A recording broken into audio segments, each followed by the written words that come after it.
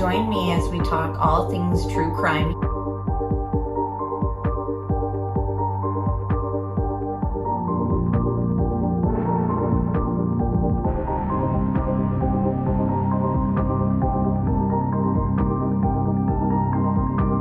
Made contact and shattered. The missing 4-year-old. The parents have called in and the mother has went for a wall, came home, now they can't find her. Chad, where are Lori's kids? They've been missing for 4 months. You have nothing to say? 4 were stabbed multiple times and were likely asleep during the attack. Some had defensive wounds. Most of them had just like one that was the lethal stab wound. Oh, what a tangled web we weave. Once I told the lie, then I told my family I had to keep lying. What's your, is it deemed? We haven't cleared anybody.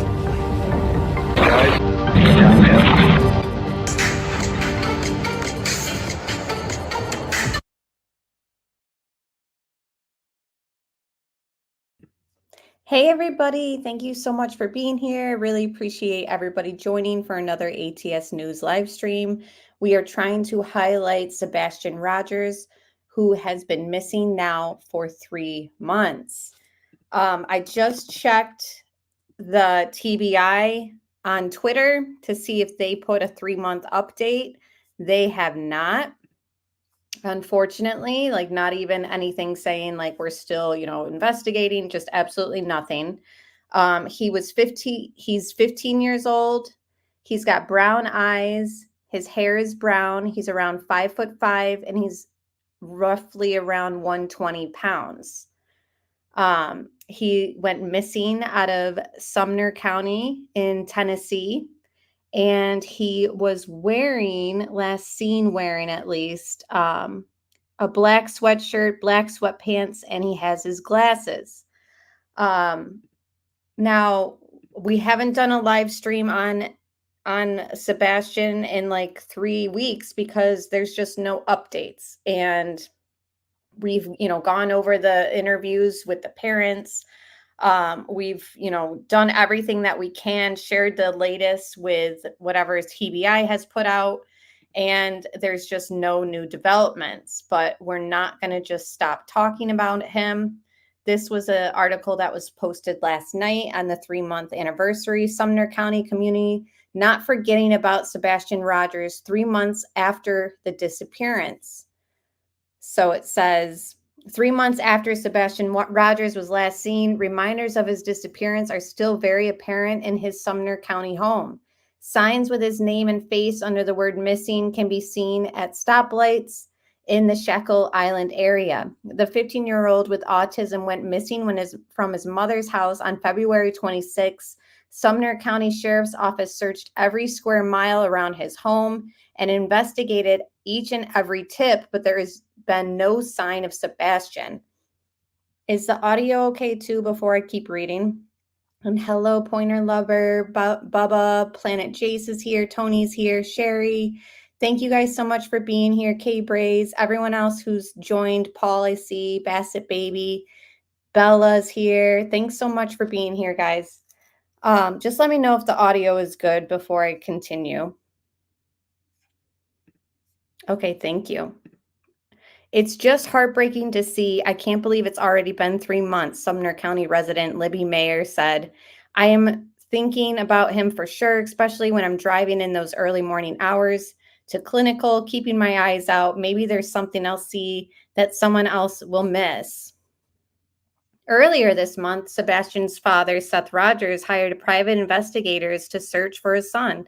Still, the teen remains missing in a case that has made national headlines.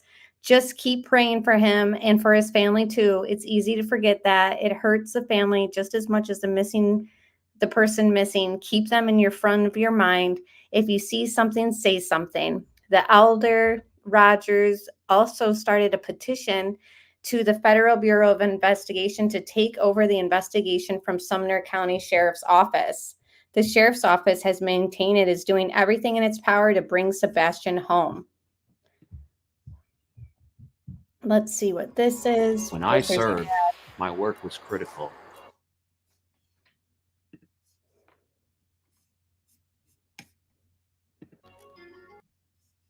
But yeah, while this ad plays, I know that there has been a lot of, drama and stuff going on in this case. Pretty much it's turned into a circus. Hang on. Investigators. Our Michael Warwick reports from Sumner County, where people aren't forgetting the teenager. In the area of Sebastian Rogers' home, reminders of his disappearance appear on signs on the side of the road. It's now been 3 months since he was last seen. Just really heartbreaking to see. I can't believe it's already been 3 months. Investigators searched every square mile around his mother's home, his last known location. They've looked into every tip, but to this point, the case remains a mystery. Without answers, people in Shackle Island, like Libby Mayer, can't forget about the 15-year-old. I am thinking about him for sure, though, just especially when I'm driving in those early morning hours to clinicals and stuff, keeping my eyes out. Maybe there's something I see that someone else will miss. Earlier this month, the sheriff's office ruled out a pair of pants that were found. They also confirmed Sebastian was not the boy in a picture that circulated on social media. The sheriff's office maintains it's doing everything in its power to bring Sebastian home, following up on tips and leads. But to this point, everything's led to a dead end.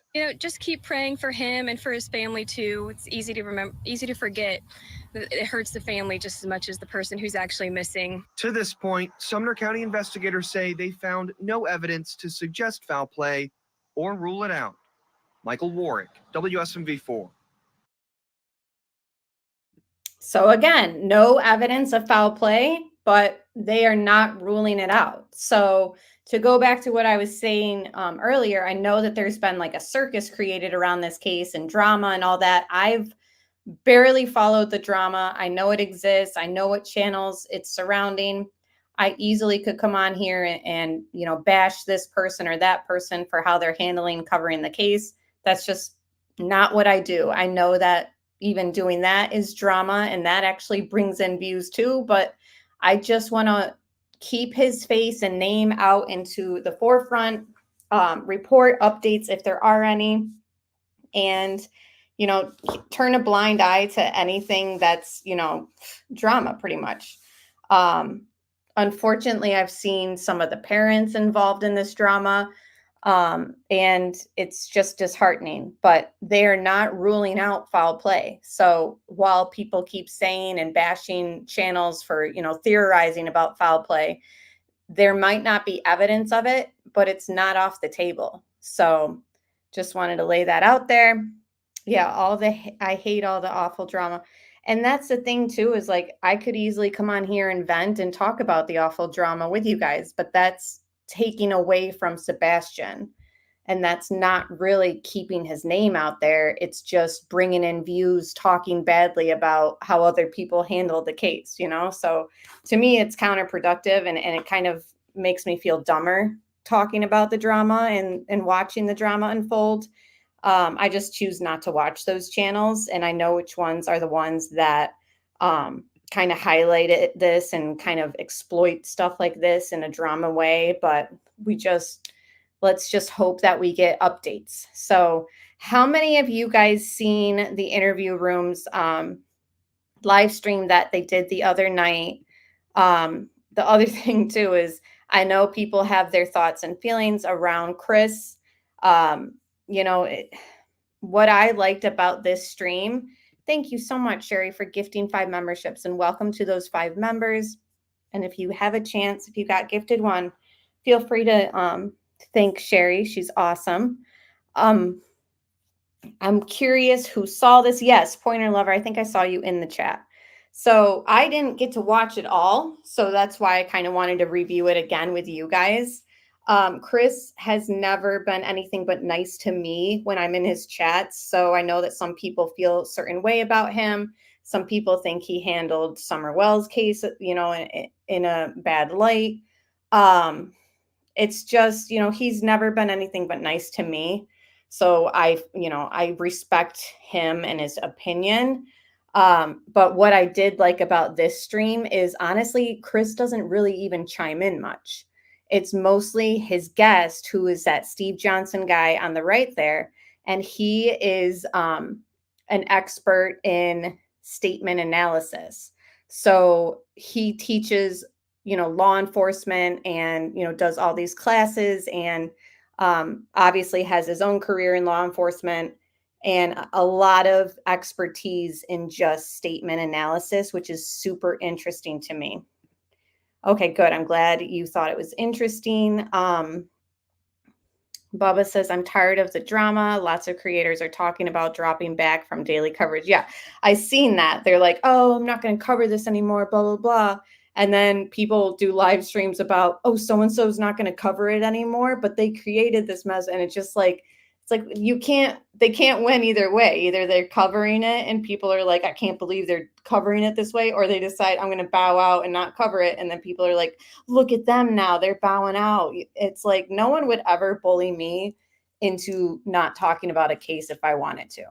And if I have an opinion about, the parents or people close to the missing person or the victim in other cases, like Madeline Soto, I feel like everyone's opinion is valid. So that's why I liked this live stream, because an expert like Steve kind of pointing out things that we'll see that he notices in the interviews with Chris and Katie. There were things that we thought were, oh, that's kind of weird that they said that. Well, now we have an expert who's kind of validating our own feelings of it.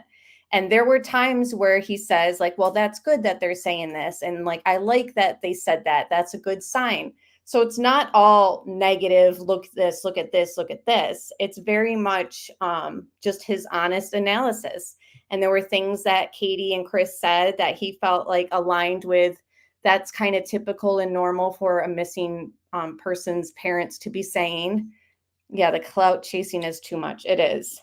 And that's the other thing too, is like, there's clout chasing by exploiting the missing, but then there's also clout chasing by exploiting the people who exploit the missing. So it's like so many different layers. It's like, I can't. I just want updates, and I want to talk about this case in I guess an intellectual way. And that's what I liked about this live stream, is that's what we can do. So let's just get into it, because we're not going to be able to watch it all. I definitely recommend you guys watch it all if you're interested in this type of analysis. Yeah, the whole thing is a circus. And Sebastian has gotten lost in it, just like Summer Wells did. Even the channels that are mad at the way the case is being handled, they don't like show his flyer or anything like that. They're just like, oh, Sebastian Rogers' case is a mess, and look at this, look at that. It's like, can we just like bring the focus back on what's going on here? Like 3 months, guys, 3 months. And I hate to be negative, but where is he, and what kind of state is this case going into? It is a mess. And hello, Valerie. Good to see you. And thank you again last night for joining us. Jay, good to see you. I think on our next Karen Reed live stream, or maybe even the Watts one, I'm going to have Valerie and Jay come up if they want and do like a little panel. So the damage is done and it can't be reversed. I mean, honestly, I don't even watch those channels. So for me, like, I know that there's damage being done, but I'm just focusing on like the updates and what we can do to kind of keep his name out there, because I'm not going to bow out. Hello, Ambi. I'm not going to bow out of a case because it's turned into a circus, especially a missing child. Like, he deserves channels to keep his name out there who aren't going to turn this into a circus and who aren't going to feed into the circus. That's just my opinion.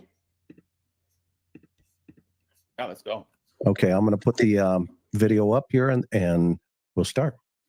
First, just express, I can't even imagine as a parent what you two are going through. How would you describe the situation right now? How are you coping?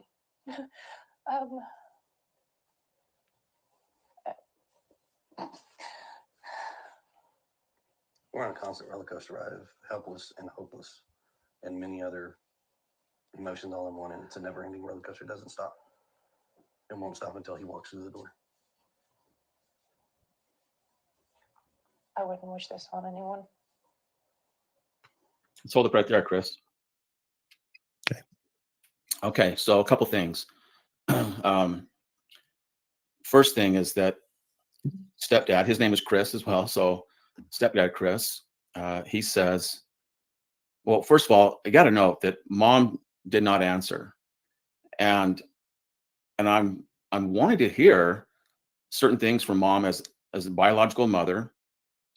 I want to hear right away her expression of concern about her son and what he is experiencing at this time. He's been missing for 8 days, and I know that the reporter, she targeted, that question to what they have been feeling, but the feeling of any parent, the grief over their missing child is going to override anything that they may be experiencing themselves. That feeling of what is Sebastian going through? What is he experiencing? Did he find some shoes? Is he getting fed? Is he staying warm at night? Is he all these a myriad of things? Did he find someone to take care of him? Is he scared? Is he okay? And just a myriad of things, and that would override everything else. And so I'm wanting to hear that from mom right away, but she couldn't come up with anything. And I've seen that in other cases where and I should say cases where the parents actually had some guilty knowledge of the disappearance of their child. And when they don't come up with it right away, it's almost as if they were asked something that they weren't expected to be asked. And then because lots of times parents will go into once they're asked questions, they have a narrative, and that's what they think is just enough. Whatever's in their head, they think it's enough to suffice the questions that they will be asked. And if they're asked a question that doesn't quite fall in line, they're kind of at a loss of what to say. And so I'm wanting to hear mom express things about Sebastian, and she couldn't do it. What she did say is, I wouldn't wish this on anyone. Chris, that refers to what she's going through. Yes. So she kind of focuses the issue on how they're dealing with everything going on. When their son is missing, it's like, what is he going through though? I just want to pause it right now and just go through. Thank you, Valerie. So apparently you do still have your membership status because it says 31 months. So glad to have you. And hello, Ashley Oakes and Dustin and everyone else. Yeah, exactly. Dear God, I would be an absolute puddle if either of my kids was even remotely missing. WTF. And she does a lot of rocking in this interview, and which I think Steve kind of mentions. There's no, wet tears. No wet tears, which is odd.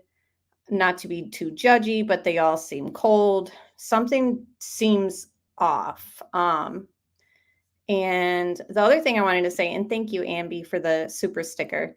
I really appreciate you. The other thing I wanted to say too is the channels that have exploited, and that's the thing too, Tony, is if Sebastian is able to watch any of these channels, it would be horrible.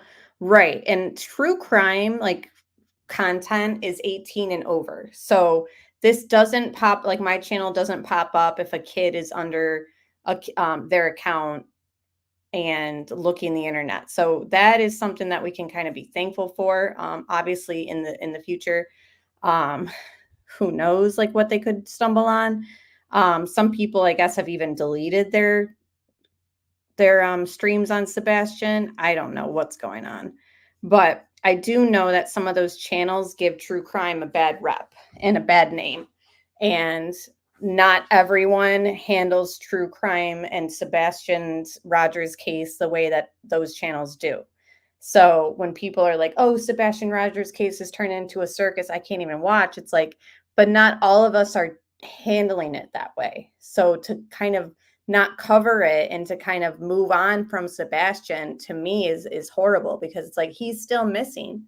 Just because these channels are handling it the way that they choose to, like, that's not what true crime is.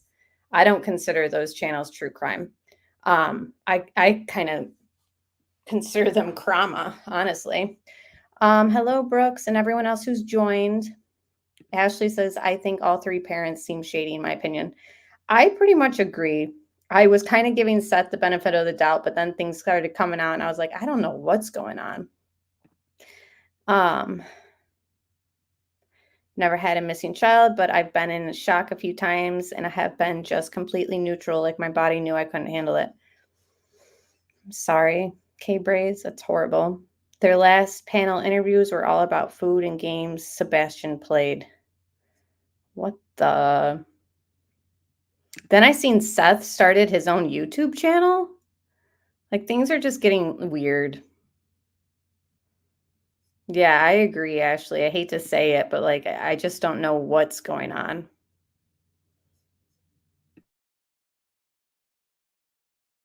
Not what Sebastian is going through. And that's the thing that really caught my attention, is that she has put the focus on herself rather than her 15-year-old son.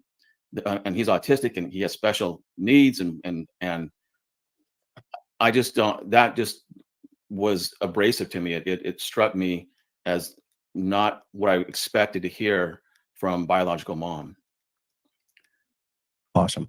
Go ahead. No, you're on a roll. I'm listening. Well, if you have something to say about that, because I'm going to go back to what stepdad Chris said. Yeah, no, and the rocking, that sometimes is a stress relief. Mm-hmm. Sometimes for people, they're releasing that tension and that energy. Because to Steve's point, they may have something going on that we don't know. And by the way, just for the record, in the beginning of this, everybody is innocent until proven guilty. We're not here to say, they're innocent or they're guilty. That's not what we're doing. We're analyzing from a professional perspective, where both of us have testified in court as experts in our field. Steve is an expert in analyzing this statement analysis and identifying. Hey, Debbie. And yeah, I agree, Bubba. You said something that has always bothered me is that they all waited 8 days to reach out to any media. I agree. That is just so not typical of people who have a missing child. Normally they're like out there, even when they're in tears and like in shambles, or they have family members kind of speak for them because they're such a mess. That didn't happen in Sebastian's case for whatever reason. And another thing that's always kind of bothered me, which I feel like I need to just lay out there, like edit it, because people are still saying that she hasn't changed her story. I've seen Katie's story change. She told the YouTuber Duchess, which was one of the first people that they spoke to, that she had taken a nap and then talked to Chris on the phone. Then as things evolved, she talks to Chronicles of Olivia. She talks to this person who did this interview. She talks to Nancy Grace. The nap is never mentioned again. So I feel like there has been very subtle changes in Katie's story. Deception. It is much different in a criminal case than it is in the civilian court for a civil case, because in a criminal case you have jeopardy and you have people that could lose their liberty, so they have a lot more to lose than just their house or their money. So this is a different type of analysis that we're looking at. So I don't have any other thing to dovetail into what you've already said so far, Steve. Okay, going back to the first thing that Chris said, he said we're on a constant roller coaster of helpless and hopeless. Now, here's the thing about this, and some people, I hope you can see what I'm going to say here, where I'm going with this. That is a portrayal of emotion such as you would read in a novel. It is something that, in other words, something that I don't expect to come from a de facto innocent parent. It is something that would be said to cover, because it to cover up some guilty knowledge, let's say. It is something that appeals to the emotion of the listener, of the interviewer, of everyone out there listening to the news. Chris is appealing to that emotion. And I almost feel bad calling him Chris, because I like you so much, and I'm saying Chris, and I'm referring to this guy here. So call me Mac. Okay. And we'll differentiate the two of them. No. So the important thing is that the first thing that he went to was helpless and hopeless. And Chris, it's just that a de facto innocent person is going to have hope. They are going to hold out for hope. I know of cases where a child disappeared, and the parents held out for hope that that child is going to return for over 20 years. And even when investigators finally discovered that the child had been murdered, the parents refused to let that into their vocabulary and declare the child deceased. For 20 years, they referred to him in the present tense and as alive and going to come back. And my point is that it's very difficult for them to let go. Now, this is a stepdad. It's easier for him to let go, for sure. And men in general can also let go easier than biological mothers can. But mom didn't answer. And so he went to helpless and hopeless. And that is not only an appeal for listeners to believe him, but it is an indication that there is no hope in his mind that Sebastian is coming back, and they're helpless. And in my mind, I'm thinking, are you kidding me? You're talking to the news right now. You should be portraying this. You should be so happy that we're on the news and hey, everybody, we're getting the word out. Here's what he was wearing, and let's go out and find him. And it'd be like that. I would be very hopeful at that point. And this kind of goes back to something that we've been saying here is they both, CP and Katie, have both made comments that, oh, this is a tragedy. Like they've referred to Sebastian being missing as a tragedy. And a tragedy to me is something that like you can't reverse, you can't come back from. There's no light at the end of the tunnel. There's no hope. There's no outcome that could turn positive. Like it's a tragedy. It's just, terrible. So I just have always thought it was odd that in separate interviews, Katie and Chris have both referred to, this as a tragedy. It's kind of like they've already like lost faith that there could be a positive outcome. But again, that's just how I say it. And Johnny is here. So now the party can start. Caroline, good to see you. That I'm getting it way out there to everyone. Now, we learned that this interview came 8 days into the disappearance, and I'm wondering, what is the holdup? Why hasn't this happened before? And it's my understanding that the parents wouldn't do an interview. Is that correct? To your knowledge? I do not know that, Steve. Okay. Yeah. So I won't touch on that then, but I would like to see the parents right away coming out and saying, hey, our child is missing and this is who he is, and let's get the information out. But that didn't happen. And instead we have this portrayal of helpless and hopeless, and mom not telling us the things that a de facto innocent biological mother should be telling us about the concern over her son. Instead, she's focusing on herself. So that's what we got. And so let's. Yeah. And I guess we can call him CP. CP. All right. Good deal. And that way folks don't get my name and his name mixed up. Good. Thank you for that. Which is the same name. And that was a suggestion from the chat. All right. You want me to keep moving, brother? Let's go. Yeah. All right. Here we go.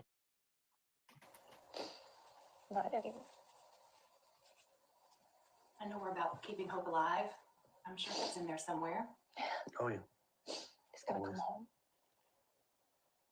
He's going to walk through that door. And the street will be flooded again with family and relatives all waiting to hug and love him. And that boy's going to have more friends than he knows what to do with when he comes home. So hold up right there before we get into the next part. It's interesting that interviewer, she's the one that she sensed that something was wrong. You can tell, and she introduced, well, how about keeping hope alive? I'm sure that's in there somewhere, isn't it? And she wants to hear that.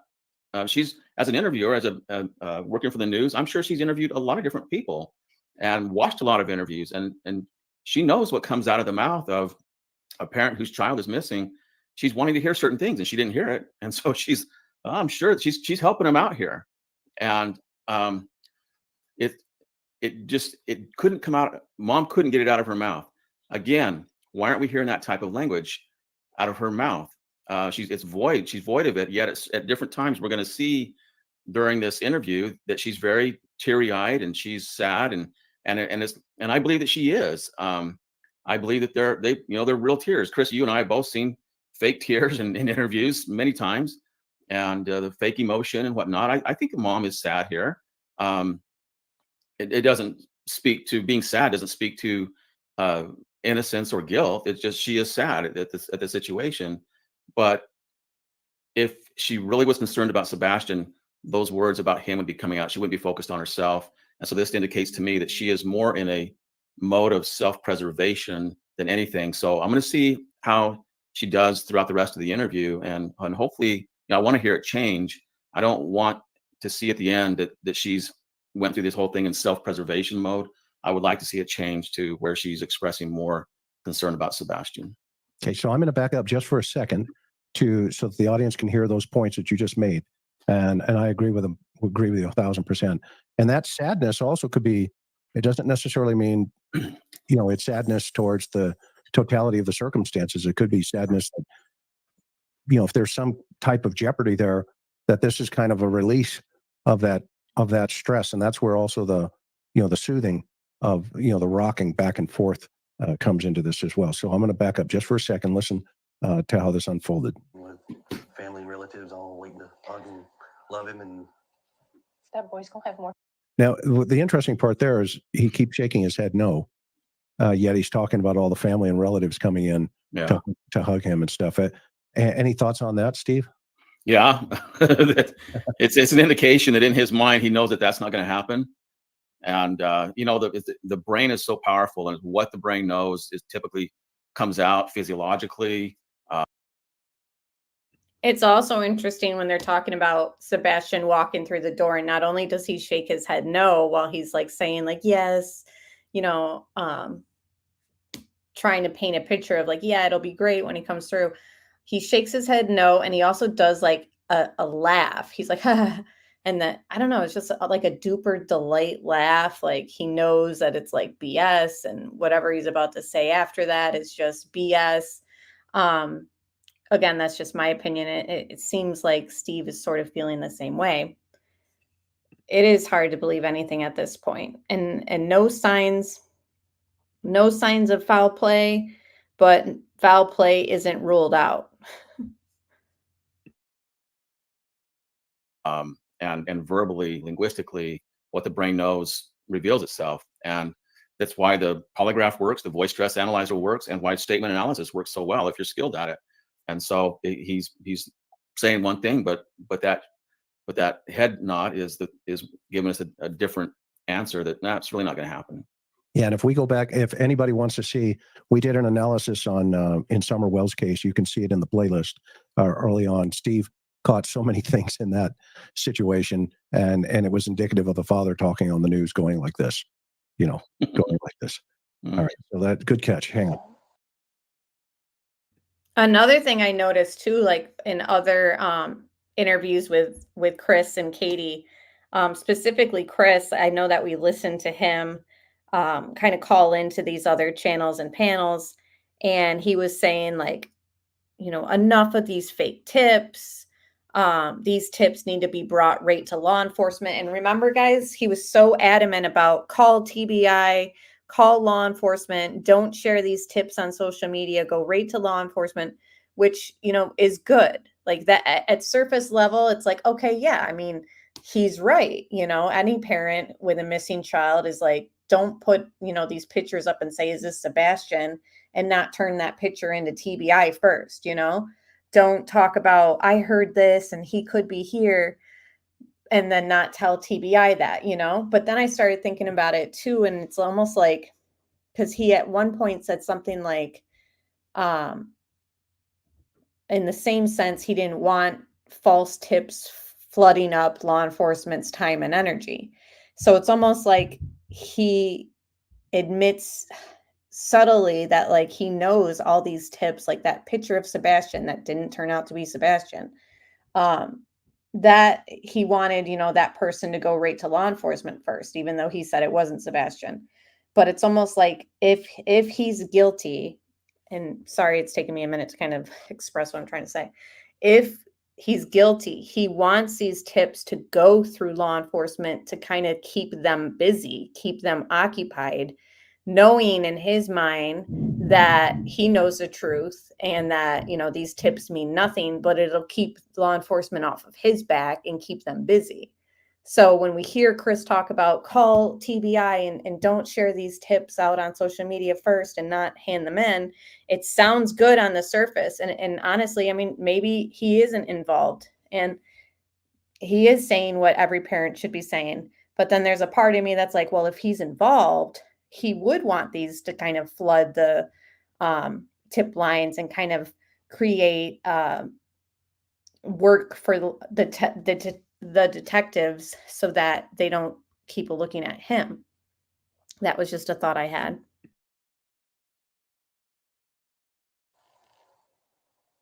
He's gonna walk through that door. And the street will be flooded again with family and relatives all waiting to hug and love him. And That boy's gonna have more friends than he knows what to do with when he comes home. So here we are, 8 days now searching for him. Walk us through that Sunday night that he went missing.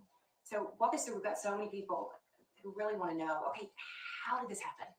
So kind of just walk us through that night. I get the sense that she's really concerned about that question. I mean, Oh, yeah. I love those questions. And for your viewers, if they don't know, that's one of the questions that you and I would ask in an investigation, especially with a missing person or a homicide. Hey, describe your last moments with your loved one. Describe that last day with Sebastian. And if there was something amiss, if something bad happened, it's going to make them very, very nervous, as you know. So it's interesting to see now with that question and where it focused her brain, what she says here. So many people who really want to know, okay, how did this happen? So kind of just walk us through that night.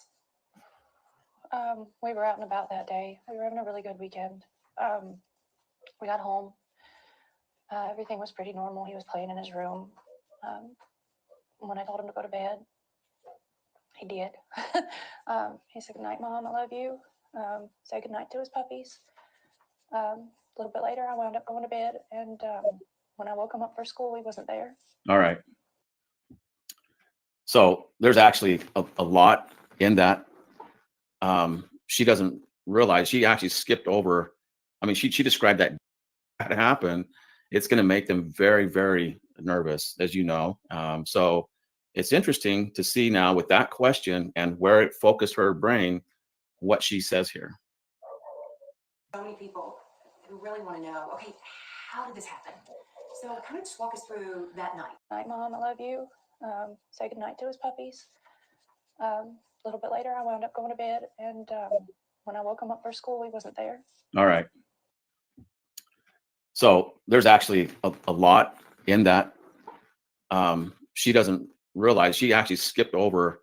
I mean, she described that day and evening very succinctly, but skipping over a lot of information, what they did that day, other conversations. She didn't say a whole lot, but from in my perspective, what she did say was actually pretty revealing. So the first thing that she said was, one of the first things was that that day was pretty normal. Now, whenever I hear somebody refer to the day as being pretty normal, I'm on alert right away for it not being a normal day. I hear this most of the time when I hear the portrayal of normalcy, it has turned out to be anything but the norm. And so I'm on high alert now.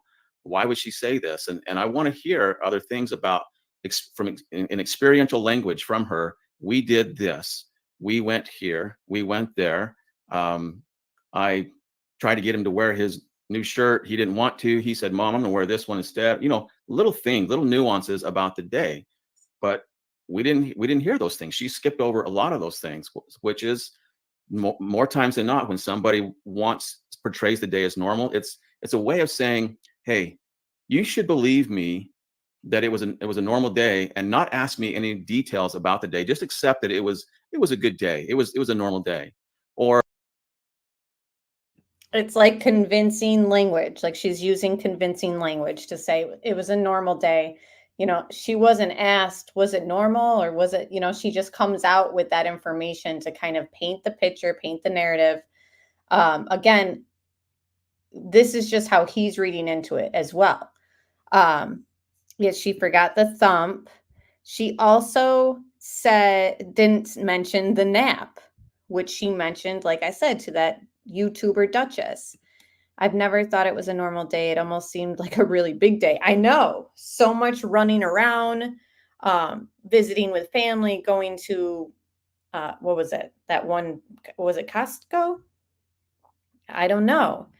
And then going back home and then going back out again to Texas Roadhouse. That seems like not a normal day, in my opinion, that you go out to dinner either. You know, that's usually like a special occasion or, you know, just a special treat. Thank you, Sherry, for gifting 5 more memberships, and welcome to those members. I really appreciate you guys. And feel free, if you've gotten one, to thank Sherry. She's in chat right now. But yeah, let's see what else he has to say, because I know that he touches more on her convincing language. Like when she says, he said, I love you. Or they will say some things that, and not in this particular case, but sometimes they'll portray it as normal, saying something in present tense, indicating this is what we always do on our normal day. And it allows them to not say what actually happened that day in a past tense. And so it's kind of 2 birds of the same feather here. She's telling us right away, normal day, but I don't hear the language of this is what we did, experiential language. So she went to, when I told him to go to bed, he did, and she kind of laughed.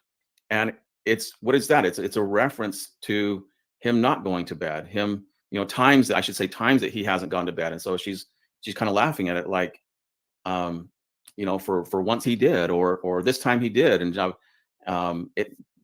the problem I have with it is that it is a portrayal or a reference to something negative that Sebastian could have done.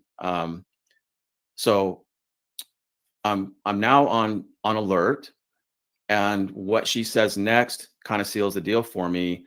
And I don't like what I'm hearing here, because she says, he said, I love you, Mom, and he went to bed. Now, saying I love you is something that we all do. I'll call my wife, I'll talk to her on the phone, I'll say, I love you, babe. When I'm leaving, I'll say, hey, I'm running out, I'll be back soon, love you. My daughters are here. When they leave, we're going somewhere. All right, love you. We say I love you a lot, but we don't have a need to tell other people that, hey, by the way, I told my wife I loved her. You know, if we're asked about our day, we just say, oh, I had dinner with the family, and oh, my wife and I went here or there, or, you know, to drop my wife off at the airport, whatever it is. And these situations are situations where we would say I love you, but it's the need here that she has to tell the world that, hey, my son told me he loved me. So that, on top of it's a normal day and this little hint at a negative reference that sometimes Sebastian doesn't cooperate with me, doesn't do what I tell him to do, a little laugh about it, I'm now alarmed, because more times than not, when I hear this, I love you, come out of their mouth, I know that it is often a time when, if a crime has been committed, that is typically the time that the crime was committed. This is particularly true in domestic situations such as this, domestic homicides, other situations similar to this. So I'm always on alert when I hear that the portrayal of I love you. And the other thing is that what that does is, what she's saying is, I'm such a good mother that my son told me that he loves me. And that even elevates this even more, that why the need to portray yourself as a good mom.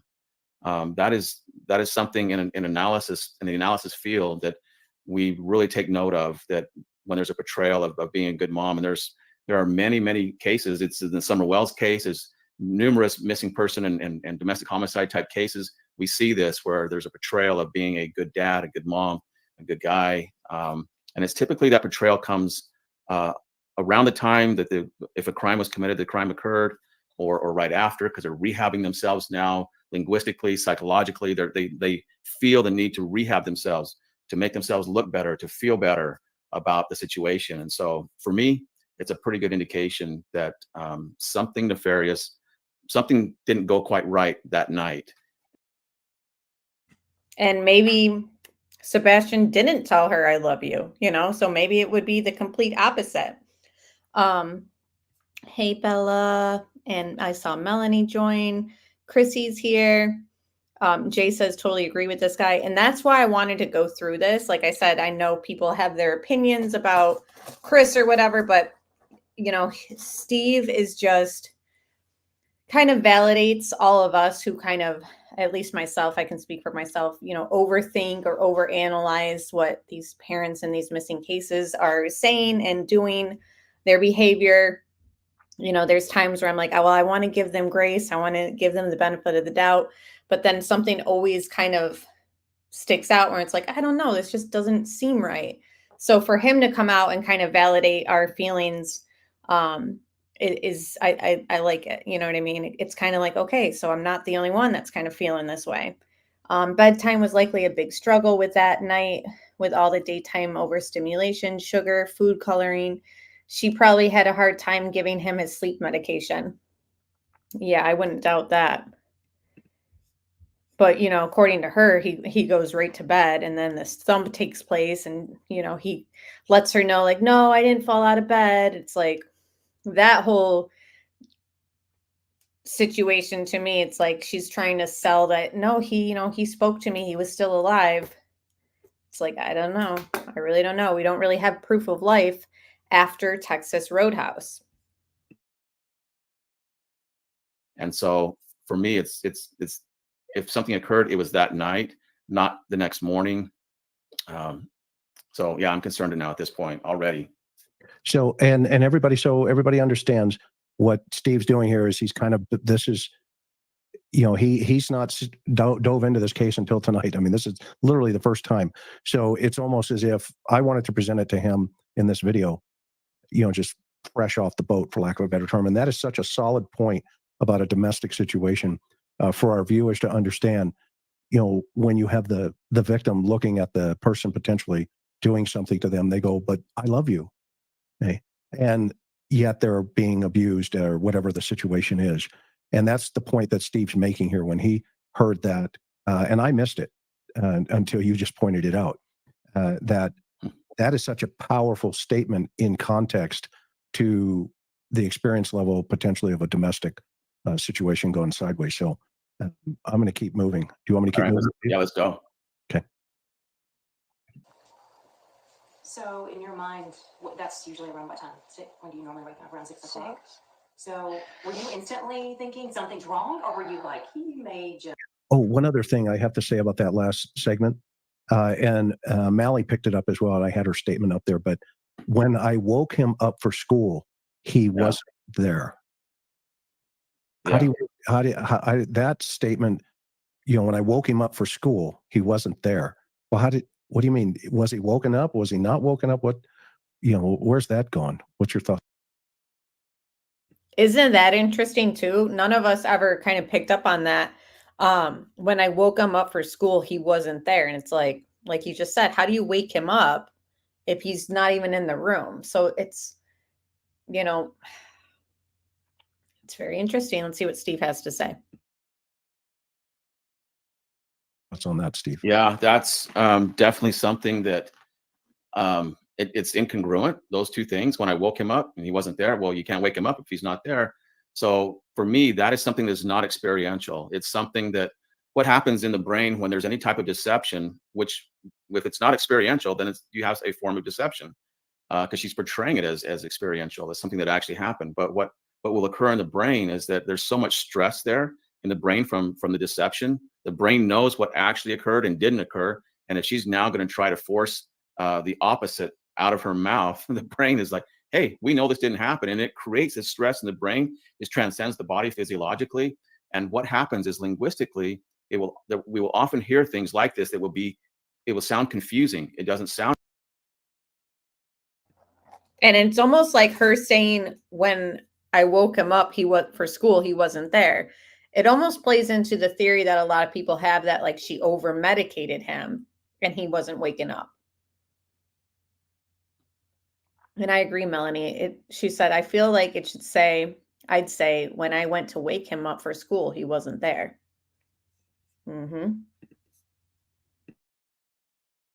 Right. It doesn't flow right. It will be incongruent, like her words are.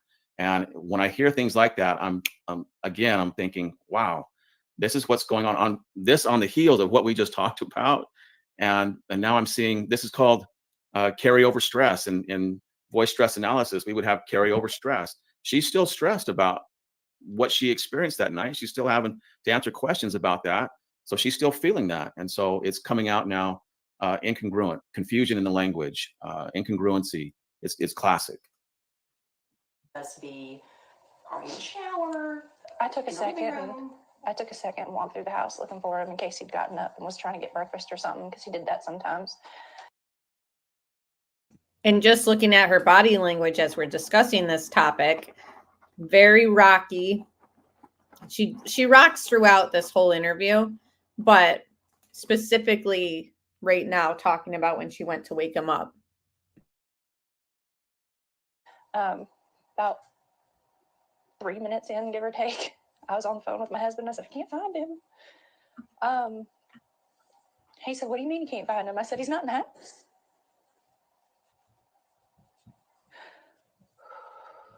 And so at that point, is that when you call 911, or what's going through your mind? While we were on the phone. Let's stop there, Chris.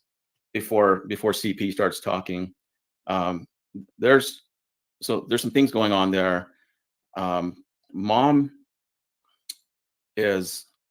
she's indicating that she's certain that he walked out of the house, and I want to go back to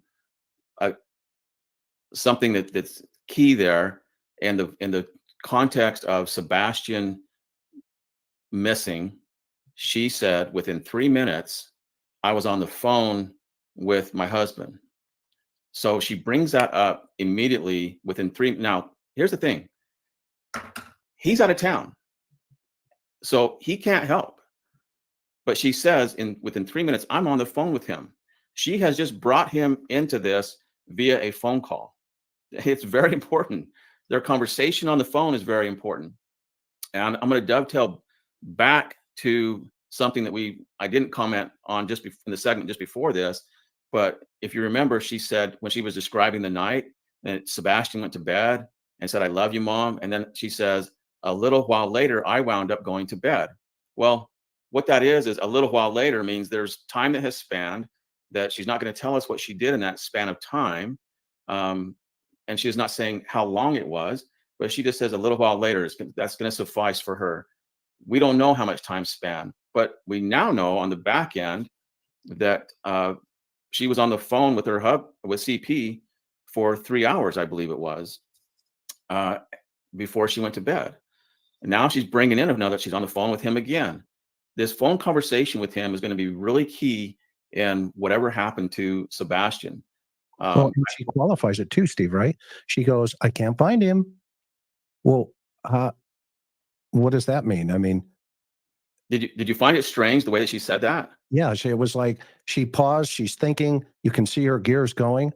Yeah. And let's play that back one more time for the audience and get a better context even for both of us too. Let me go back here just for a second. And by the way, everybody, I hope you can hear this. I've got it turned up full volume. So if you can't hear it real well, turn up on your side over there, the computer on your side, just in case. I certainly want everybody to hear what's being said here. Are you in the shower? I took a second and walked through the house looking for him in case he'd gotten up and was trying to get breakfast or something, because he did that sometimes. About 3 minutes in, give or take, I was on the phone with my husband. I said, I can't find him. Yeah, I mean, that was just out of thin air, within 3 minutes, I can't find him. Yeah. Well, and it's almost a contextual statement where, she's trying to put it into this anomaly of conversation where, I've been looking for him and I can't find him.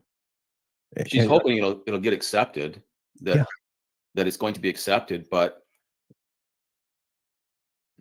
So, Paul, the theories are pretty much that he was given too much sleep meds and never woke up. Again, that's the theory going around. Hey, Allison. Allison, I'm sort of on the same page there. I definitely leave that open as a possibility, especially seeing how awful his home life seemed to be, even at Seth's house. She said, I feel like he ran away. If he ran away, he'd be found by now. I feel like I do agree with that, but at the same time, I'm almost theorizing that like after Texas Roadhouse, he maybe left out of the car and Katie was just fed up and was like, screw it. And then realized like, oh my gosh, he never came home or something like, I don't know. I just wouldn't be surprised if he ran away and we haven't found him, but I do agree that like from home, because I know that they've searched like the areas around the house, and neighborhoods really extensively. I'm just wondering if he never made it home from Texas Roadhouse. Like maybe there was an argument and he walked out of the car. I don't know. There's so many different scenarios. Kelly says, I don't feel like he ran away. I know. It's just, I keep everything out on the table because, I mean, listen, they're saying there's no signs of foul play, but they're also saying foul play isn't off the table. So it's like, if he ran away, someone most likely would have seen him somewhere, in my opinion, right? There would be one sighting or somebody that said, I did see somebody walking down this highway area. I mean, that's true. I just kind of am like, I don't want to believe that something awful happened in the house, but it just seems like that is what it's leaning towards, even though they have nothing to show signs of foul play. Oh, Roxanne showed up. Hey, thanks for being here. I used to think he may have ran from Texas Roadhouse, but according to Seth, he definitely made it home. I don't know. How would Seth know that for sure? Curious.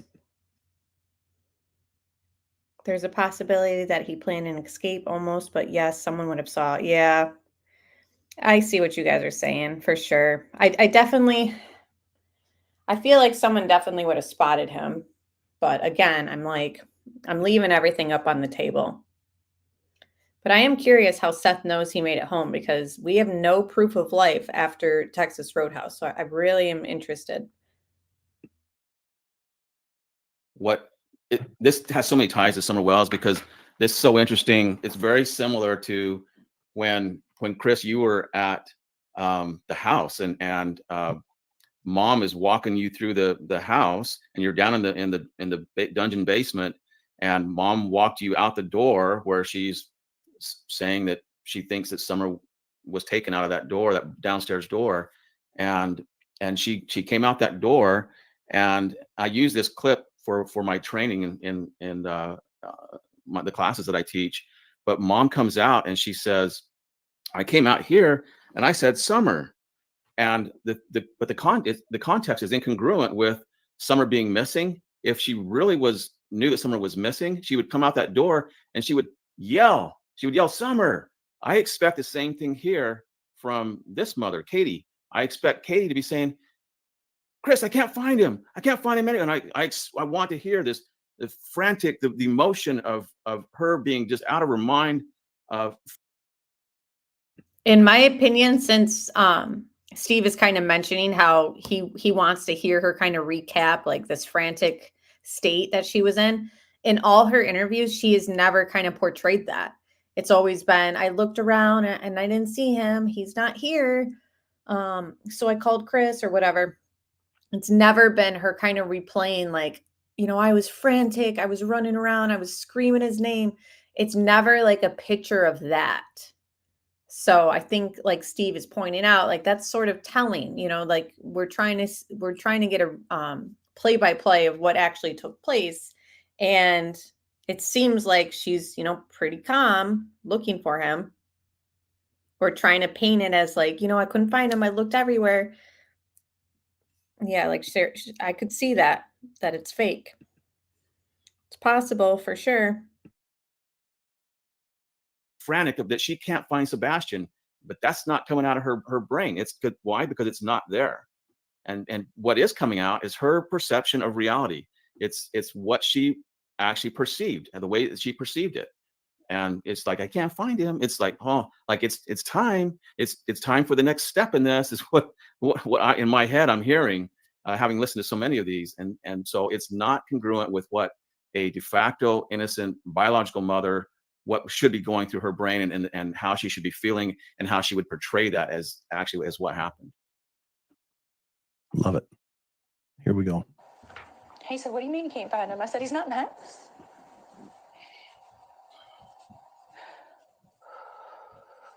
What's your thought on the breathing here? My thought is that it's the same. It's just a continuation of the rocking. She did a lot of that breathing after she said, went to wake him up from school and he wasn't there. And then all of a sudden she was doing the, like the breathing, almost like Lamaze breathing, like when you're in labor. So again, like he's saying, like the self-soothing, like the rocking, but it's interesting too, that she did it right after talking about, went to wake him up from school and he wasn't there.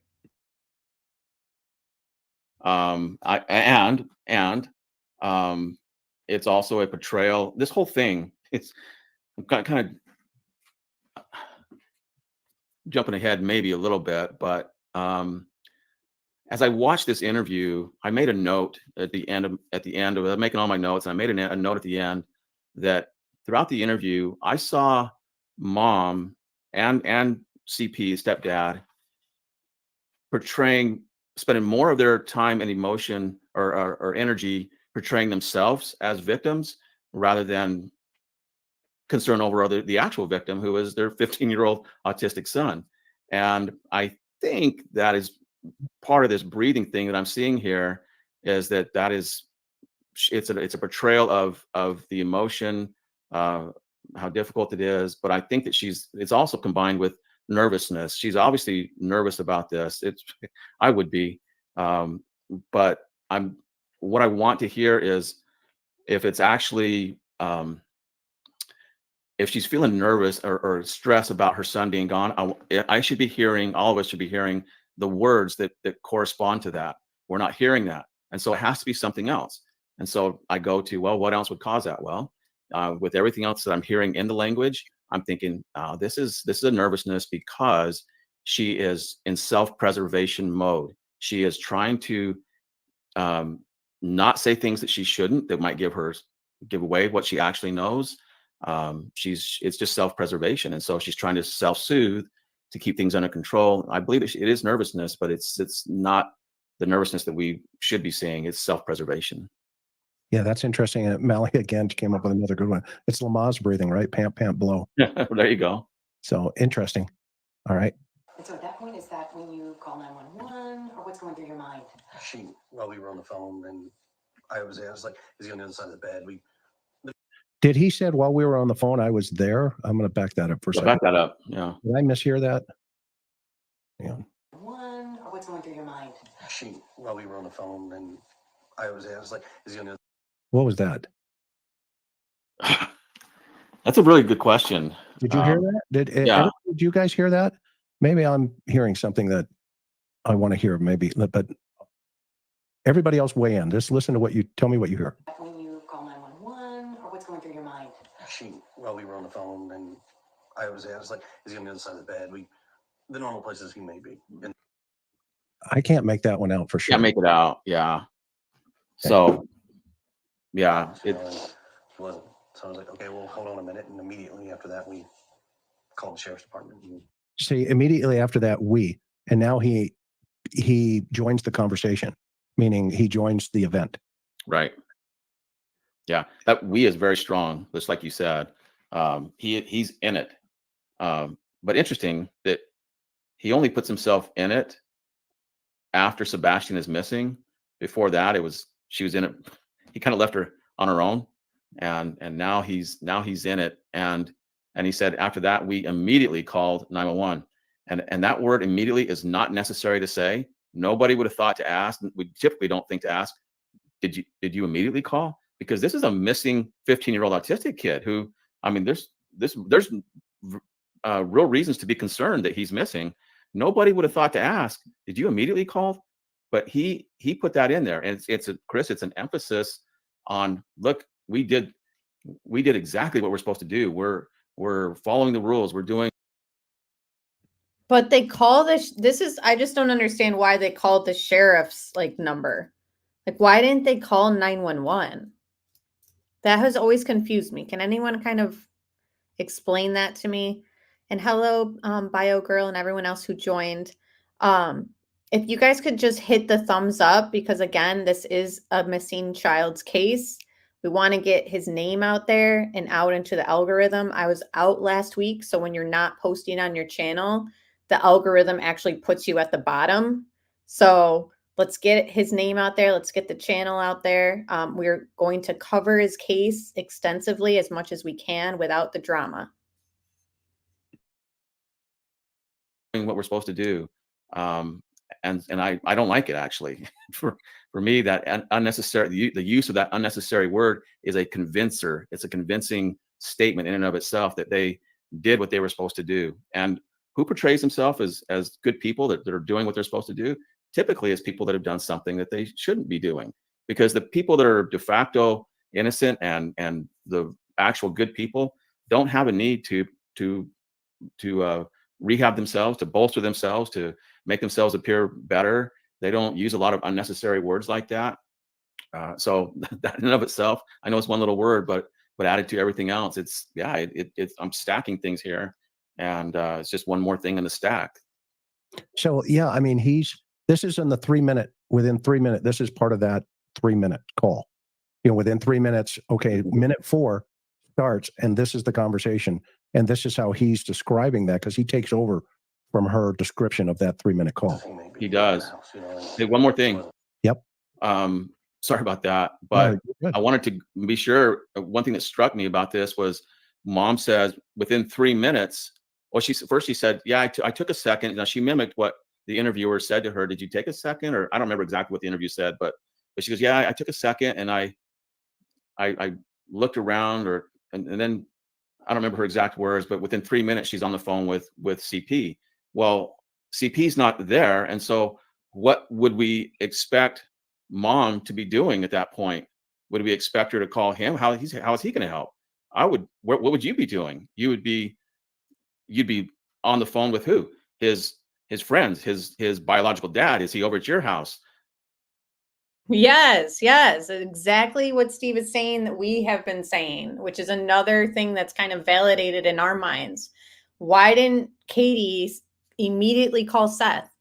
Why didn't Katie herself call 911? Like, what is the point in calling Chris? Like you said, Jason, he's 3 hours away.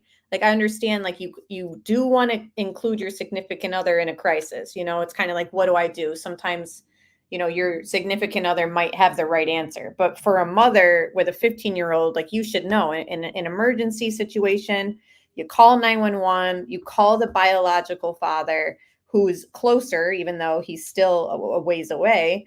That just never made sense to me. And then for Chris to be the one to call the sheriff, well, they were on three-way apparently. Why did that take place? Like, as soon as Chris says to her, like, oh my gosh, call the cops, she should have just hung up without even saying goodbye to Chris and called 911. My son is missing. He's autistic. It just never made sense. Oh, Valerie, what are you cooking? I'm curious. Yeah, it seems shady. It just seems weird, right? It just doesn't seem like that's what we would do. She was literally trained to know what to do in emergency situations, right? They're both in the Navy.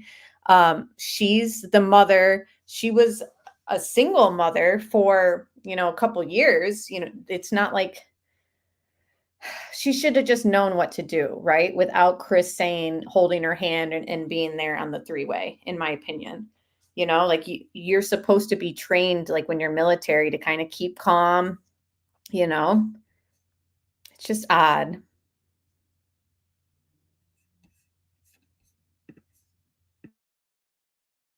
Run into the neighbors. Did Sebastian come over here looking outside? Is he outside for whatever reason? Did he go to the garage? All these other things. I can think of like a list, a laundry list of things that I would think mom would be doing and places she would be going and people she would be calling to check, not CP who's out of town.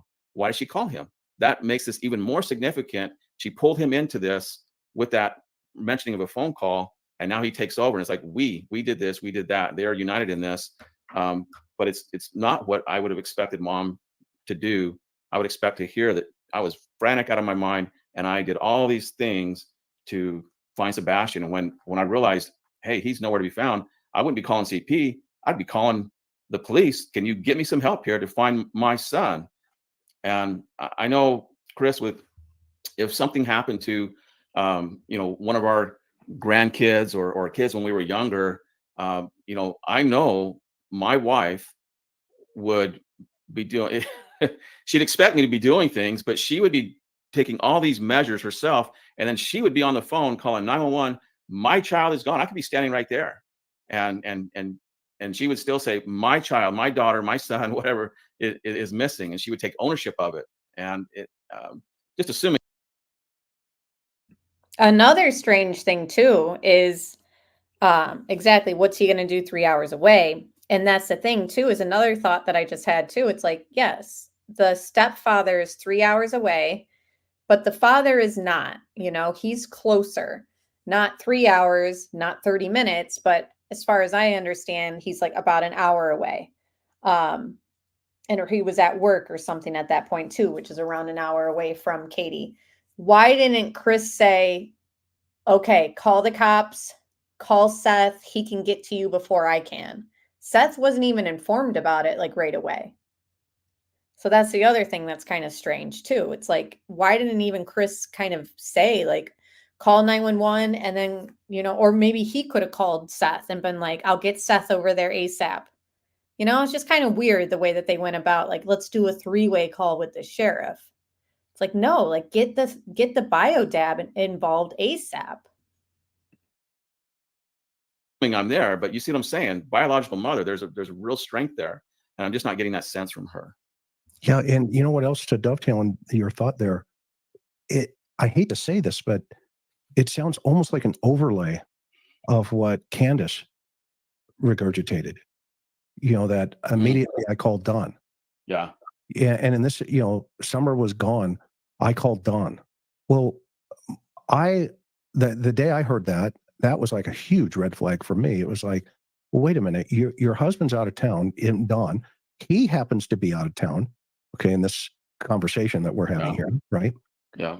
It just happens to be that both men are out of town the day their children go missing. And in this case, stepson. And yet the stories are extremely similar.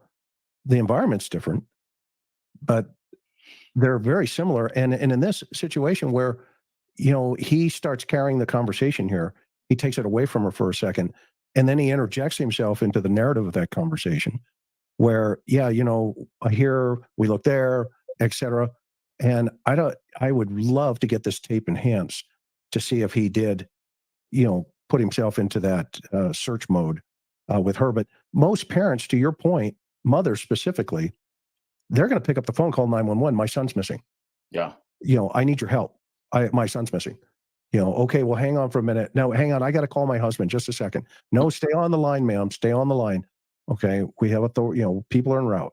I'm going to back this up one more time. Here's the mom. When you call 911, or what's going through your mind? While we were on the phone, and I was like, is he on the other side of the bed? See it now when you listen to it again. It sounded like as I was there. Was that I was there on the phone? Was is he present? I don't know. I'm just thinking outside the box here. He may be in the house, and he wasn't. So I was like, okay, well, hold on a minute. And immediately after that, we called the sheriff's department and made a report. I ran all over the house, outside, inside. Called the sheriff's department and made the report. I looked in every closet. Within minutes, they were here. They responded within minutes, and here we go. So you said you were on the phone. Here we go. Talk This about connect. This dovetails back into what she said. She called CP and she goes, he's nowhere to be found. Like, what did I say before? That like, what? Here we go. We're going to the next step. And And that's kind of what he just alluded to, like, oh, here we go. It's the next step.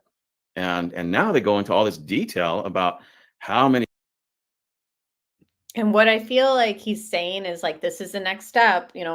It's almost like this is the next stage in our charade. You could interpret it as, in my opinion. Cops were there and they were all the way down the street, but yet where was that detail when it came to what she did to find Sebastian? I mean, she did have this little second thought, like, oh, by the way, I did do all these things, but it wasn't in the beginning. It took a bit for her for that to come out of her brain. And we certainly didn't have it when she was describing the day and the evening, all the different things, experiential memory, your last moments with your son, the last day. Those things become very dear to you. And if it's the last day, that something happened to them, they disappeared. You remember those last moments more so than the normal day. And so I'm not hearing it. It's opposite. Yeah, there's a disconnect here. There's a disconnect. I mean, and my circumstance. I mean, when Karen and I lost our son, I was standing at the teacups with our niece in Disneyland when that phone rang and we got the message that our son had passed from the police in an accident. And I can tell you that is ingrained here and here. I can tell you exactly what emotions came over me and how they flooded my mind, my body. I'm not seeing this. This little boy, 15-year-old autistic son, and they've had 8 days now to process this. 8 days. And, to your point, Steve, I'm not seeing that. It's like, oh, here we go. Let's move. We got things to move. And he's a former military guy. He's a former Navy guy. So for him, maybe it's like, saddle up, let's move. We got things to do. Could be. But, Chris, as you're describing, you remembered you were at the teacups when you got that news. And I'll bet that what flooded your mind was your last conversations with your son, the last time you were with him. I bet that was like forefront in your mind. Yeah. And I didn't believe it because he was just at our house, earlier, and it's gone. To your point. So you're right. I mean, here, I'm not, it's just like this disconnect. There's a big disconnect here. And it's troubling. It is troubling for me too. Called the sheriff's department and made a report. I ran all over the house, outside, inside. I looked in every closet. Within minutes, they were here. They responded within minutes, and here we go. So you said you were on the phone with her, so you were not home? No, ma'am. Okay. I was at work. I'm a tower crane operator, and I was working in Memphis at the St. Jude project. So it's, she feeds him. The reporters, I wish those reporters would stop feeding a narrative. Just say, where were you and what happened? And let it run. That's what cops do. I mean, a good interviewer anyway. Yeah. Because he dovetailed right into that conversation. Yeah. They need to. Yeah, sure did. And that happens way too often. I wish more people would take training like my classes or similar and learn to ask the right questions that will elicit the information that's very usable. I have an earpiece in. Hello, Mama Bear, and everyone else who joined. Yeah, Jason says she looks more nervous and upset to me. Like I said, she doesn't ever wipe a wet tear from her face. I'm curious what people in chat and replay viewers are thinking. Do you think she looks nervous, or do you think she looks, like a distraught mom who lost a child? I just want to get a feel for what everyone's kind of feeling, because I'm feeling like she's nervous. She's upset about something, because she's doing the rocking and the breathing. But I feel like there's just something not aligning with her reaction to her son being missing, as we've seen other parents dealing with a missing child. Like, it's just not the same. Hi, SRB. And I saw Lucia came in. Queen says all of the above. That's fair.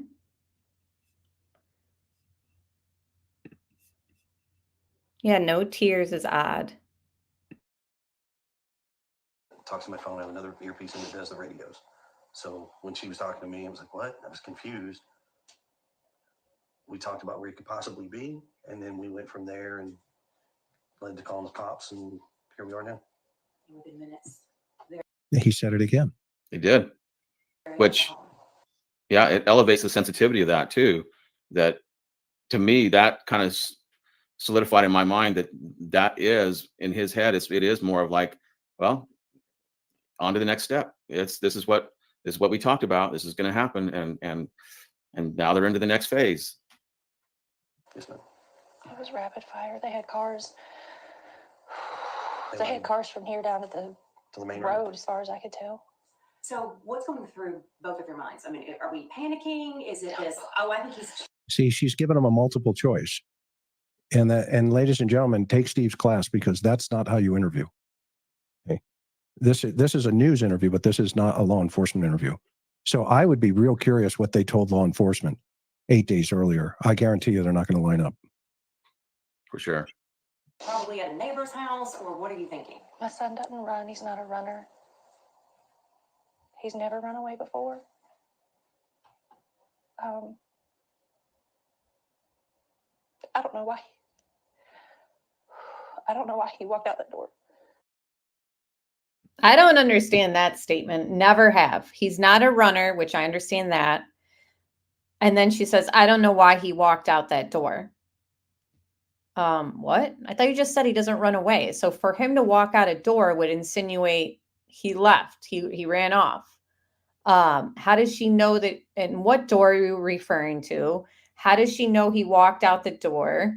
It's just, I never understood that. I don't know about you guys. CP looks like it's just another day, smiling like he does not have a care. Yeah, look at him right now too. Like he's almost got like a little smirk on his face there. And I love that picture of your dog. So cute. Yeah, things do not add up. Katie, you know damn well he didn't walk out that damn door. Yeah, how would she know? I never understood that. I think she is mixed. She loves Sebastian, but Chris convinced her to do it. Could be deep waters. It's projecting the version she wants us to think, right? Yeah, they're both too calm. Remember, this is their first interview 8 days later. Nervous for all the wrong reasons.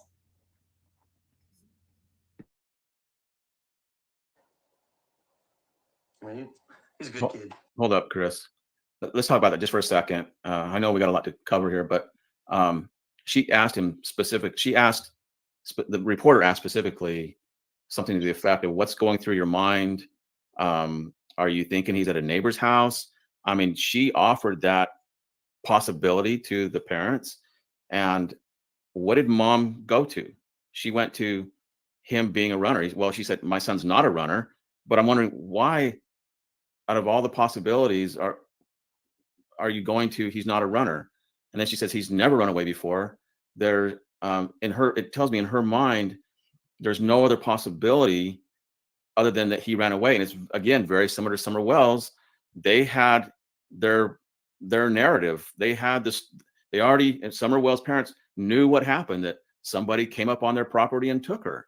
And Chris, you and I, from all our investigations, we know that in a case like this, you don't know. You don't know if did Sebastian walk out? Did his dad come and get him? Was he lured out by someone else? Did possibly did he get internet access that we didn't know about? Did he, a friend? Did he go to a friend from school? There's so many possibilities, but yet they're not getting off that. And so she says, I don't know why he walked out that door. So she's telling us that's the only possibility, that he walked out that door. There's nothing else on the table. That's the only possibility. And it's just, again, incongruent. It shouldn't be that way. It's not what we expect. Yeah, totally agree.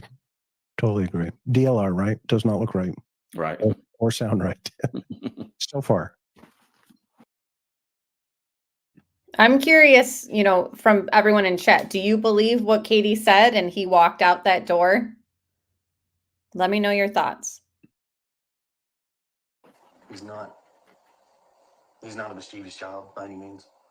But there's answers to questions that have no answers, or questions with no answers right now that we are searching for desperately, and we just don't. Is there anything that happened that day that you think back and there might have been a reason he was possibly upset or something outside that could have enticed him to go outside? Was there anything that came to mind? We've been combing over that day and even the weeks before he left, and I hadn't been able to figure it out.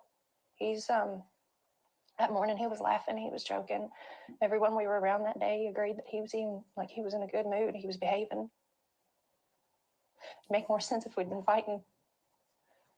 Or you've been in trouble, but he hasn't been in trouble. Okay, right there. So, interesting that mom says he was in a good mood. He was behaving.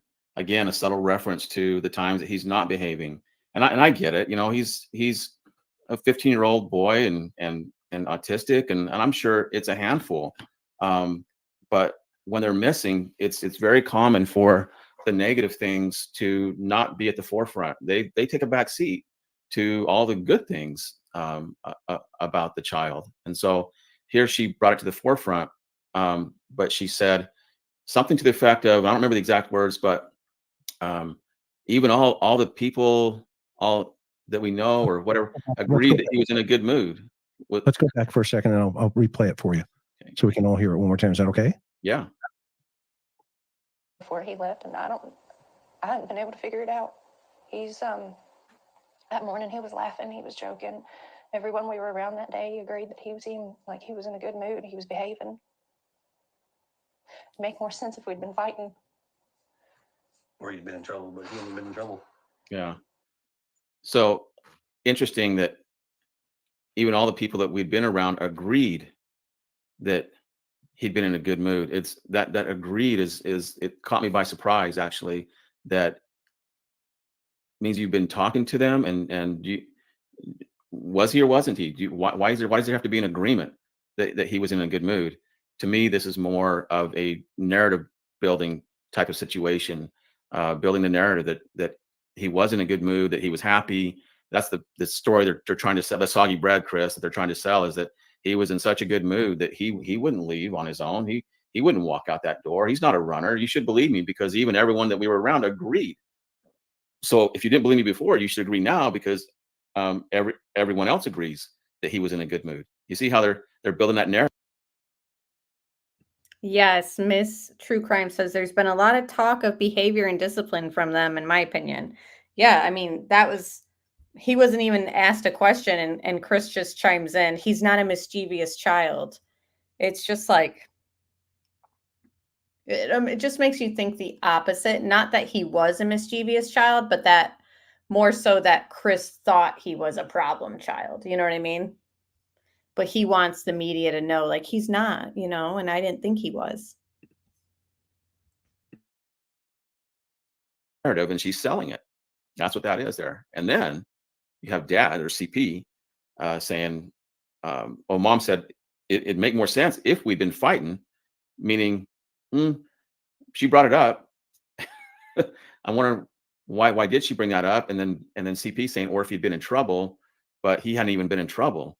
And it's just a subtle reference to, hey, Sebastian gets in, we fight sometimes. He fights, he gets in trouble. And I know it's minor, but it's troubling for me in the context that he's missing. And so I know that when the kids are missing like this, those negative things take a back seat. And what comes to the forefront is all the good things about them. And you're right. This, like you said, it's a disconnect, and it's troubling again, disconnect. Yeah. And in their mind, they're projecting into his mind that if he gets into trouble here, well, then we could understand him being gone. Good. Yeah, I agree.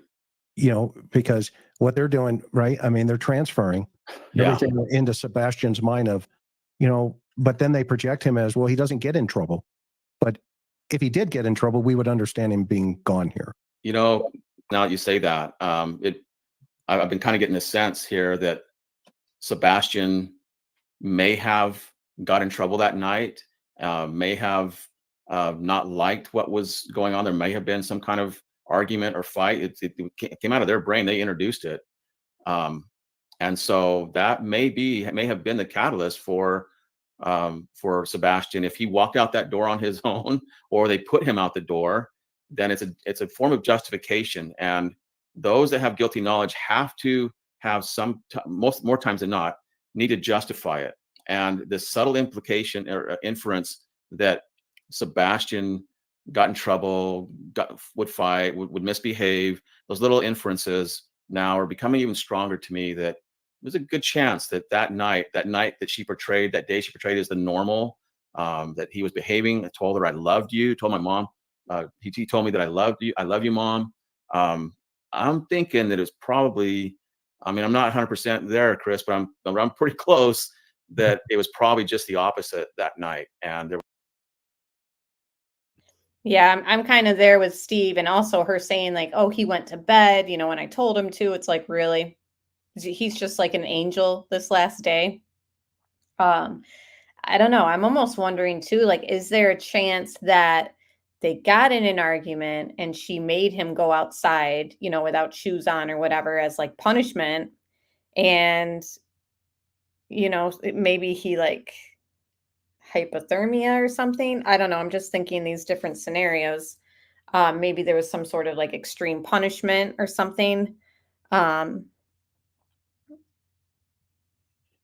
But I don't know, guys. I'll go at this for a little bit longer. We'll get some more thoughts from Steve. Again, I recommend you guys watch the whole stream over on the interview room.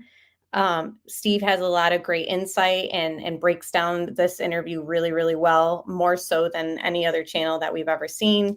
But yeah, out the door. There was probably an argument, and something that didn't go well. So I still don't know. Did Sebastian walk out on his own? Was he put out? Was he taken out? I don't know. I can't say that, but I'm not liking what I'm hearing here. So, the $1 million question, why did he go? And the other $1 million question is how. What about social media? Hold on. I'm glad because I stopped it too. Go ahead. That should have been your tagline for this show, the $1 million question. As I heard that, I thought, well, the $1 million question is, where is he? Where is he? But Dad's $1 million question, or CP's $1 million questions are justification questions. Well, why? Why did he go? And how did he go? In his mind, there's no question of where is he? That really is the $1 million question, but not to him. It's how can we justify this? That's the $1 million question. It's almost like they know where he is. And hi, Looking Beyond, good to see you. So yeah, we'll go for a couple more minutes. Question. Yeah, and the shrug. It's like, yeah, done. Yeah, okay. And here we are. After the 3-minute call. Right. Here we are. Now they're 8 days into, well, that's the big question. Here we go. I don't like it. Yeah, same. Is there anything that, anyone he could have contacted, understand he was somewhat of a gamer, or what was he? There was a video game he loved, right? Minecraft. He loves Minecraft. The game that he has is not online. He has the Switch. We don't, because of how social media can be, he doesn't have accessibility to communicate with folks on the internet. I mean, we have a firm belief that we just don't feel it right now that he's capable of having that kind of responsibility. Mm-hmm. So, I mean, his phone is locked down, his computers, his game. He doesn't have a gamer tag. He doesn't have online capabilities with games. We've combed every electronic. I mean, we've cooperated with all the authorities as far as anything they've asked us to provide, we've provided. That's an interesting statement. We've cooperated with all the authorities as far as everything they've asked. Well, okay. I was going to have you stop it there too. I'm glad you stopped, because he qualified it just like as far as. But did that even need to be stated, that we've cooperated with authorities? This is your child. Why We all assume that you're cooperating. That only begs the question, what are you hiding? Why even introduce the possibility of a lack of cooperation? Why they need to say that? It's not necessary to say. We just expect you're cooperating. Of course you're cooperating. No one would thought to ask. And now we're asking, wait a minute, it's a head scratcher. Is there a possibility you're not fully cooperating? And now you break it down even farther, like, well, you just qualified your cooperation as far as. So it begs the question, are you hiding something? Well, and that's to dovetail into your thought. It's interesting. They go from what the likes are of the Sebastian, he likes to play Twitch, to we're cooperating with the authorities. I mean, it's almost like this, he jumped into a different train track immediately to tell everybody, well, we've let him have access to all of the information in their, our computers and his computer, et cetera, et cetera. But what's interesting is the authorities have said that nobody's been cleared. And that unfortunately includes them. And they said that at the 2-month mark. So maybe that's where the concept of as far as has a little more weight and a little more power. Maybe there's other things that there hasn't been a lot of help with. I don't know. I mean, I'm just right. I mean, you've been in this situation 100 times where we've talked to folks that have said A, B, C, and D, and it's E, F, and G, and you go, Right. I'm not buying that yet. This is actually the fact that he said that is a statement to portray himself in a good light. Why does he need to portray himself in a good light in this situation? Again, that is unexpected, and it's something that we often see in situations where we hear that from people that have some guilty knowledge in the.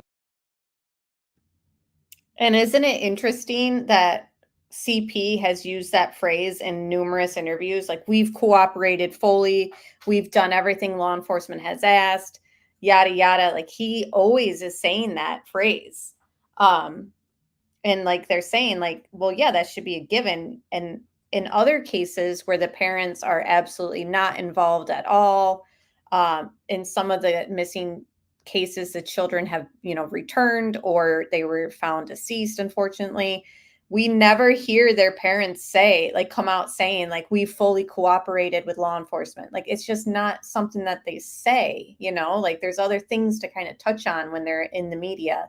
There's other things that are kind of asked and expected and that they say that is expected. It's not really expected for the parents to say, like, we fully have cooperated. It's like, well, yeah, I would hope so. Like, we don't think you're involved. So to me, like, I do see like what he's picking up on, like, why are you trying to sell that to us? Like, we didn't even ask you that, for one. And for two, it's just like, it's weird. Yeah, it seems like they're trying to cover their asses. What do you guys think? Do you think that that's weird that Chris is always saying, like, we fully have cooperated with law enforcement? But I don't know, guys. Like I said, there's so much more in this. It's an over 2.5-hour stream. We covered, a lot of it. The first 18 minutes weren't really the interview breakdown, so I skipped through that. But there's more things that Steve points out that is very interesting, and Chris as well. So it's just, I recommend it. It's linked in the description box. Again, I checked Twitter. TBI has not posted anything for the 3-month mark, and we have no updates. We have no updates on Sebastian as far as law enforcement updates. We do know that there is no evidence of foul play, but foul play is not off the table. So that's really all we have. Yeah, it is a disturbing and exhausting case. I'm really hoping that we get some sort of update, and I don't want it to be like a Summer Wells update where, TBI just comes out in front of a camera and says, we are doing everything we can to figure out what has happened to Summer, blah, blah. It's like, and again, Summer's anniversary of her being missing is next month. And what are they going to tell us? Unfortunately, I hate to say it, but it seems like nothing new. It's frustrating, but we are going to keep his name and face in the forefront, and we're going to cover this case as much as we can without the drama.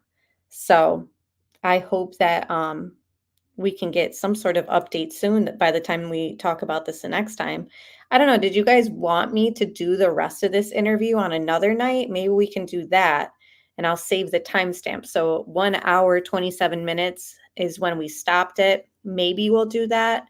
There's other things too going on right now. So the Karen Reed trial, they're off for the rest of the week. I've gotten messages, when are you doing another Watts live stream? Probably going to do it tomorrow night. So again, that's not an active case, but people love the deep dives. So we're going to keep at that. So, okay, it seems like people want to go through this again. So then, yeah, I mean, again, go and watch it yourself. And then if we do this here, we can, talk about things that we picked up on it as well. But yeah, tomorrow, probably around 9. I do like to go on earlier, but it really depends on if my husband can take over our 3-year-old at 8:30. So 8:30 or 9, expect to be here. Hopefully you guys will join me and we'll dig through the Watts case. Daybell trials on Verdict Watch. Yes, I heard. Maybe we'll do a live stream once that has concluded with their verdict and all that. But yeah, everybody, a lot of people have followed me because of the Watts case, and I'm happy that we can talk other cases as well. But okay, guys, I want to say thank you to everyone who donated and who gifted memberships. I really appreciate that. Everyone who hit the like button and just participated in chat, I appreciate you guys so much.